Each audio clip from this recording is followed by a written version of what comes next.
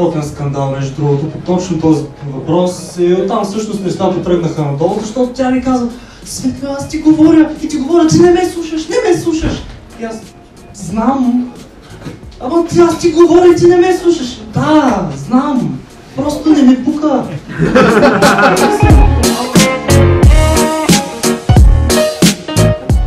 Какво ако направя всичко възможно тялъска, с което тя ми казва: ама защо не ме питаш за миналото ми, за мечтите ми, за страховете ми, за това, което искам да направя с живота си? Защо не ме питаш какво искам да правя със себе си? Как да те опозная, когато може да се окажеш скучна? В смисъл, не ти не хрумнало това, нали?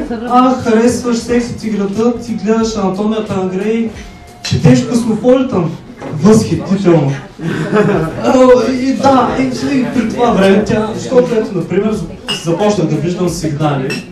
Например, научих как краката на една жена много ясно показват отношението и към теб. Например, ако едното й ходило е върху рамото ти и палеца е забит в ухото ти, тя може би те харесва. Но ако същия този крак се е засилен към топките ти, може би не е чак толкова. Имаше незабавен резултат, защото още на следващия ден, когато тя видя SMS-ите, вече бях свободен човек. Но да, както виждате, моята лъчезарна личност, сигурно ще бъдете очудени, че си няма гадже. Което е вярно. Само познавам едно момиче, което ще е много радостно, ако ще да ги казвам тези неща. И както казах, аз съм лъгавен. Но когато пиеш вино, си достатъчно пиян, за да изтърпиш глупостите й, за които ти приказва, но не чак толкова пиян, че да я зашиеш един.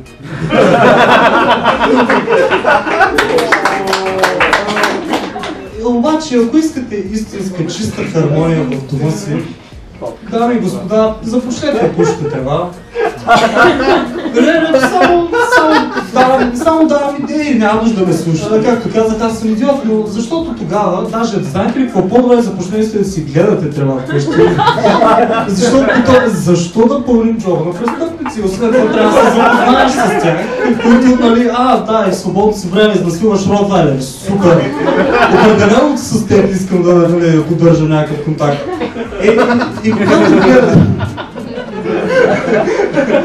И освен това, когато гледате марихуана в дома си, ще имате едно красиво растение, за което тя спокойно може да се грижи, което между другото мирише божествено. И освен това, никой никога никъде повече няма да се оплаква от храната.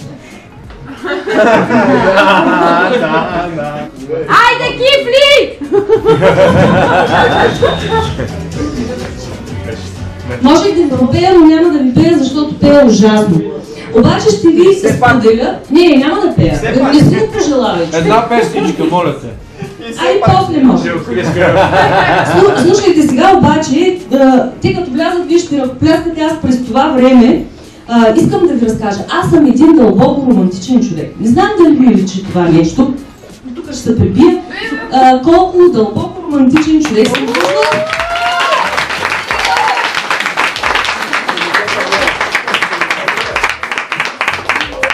То те гледа в очите. Гледате в очите.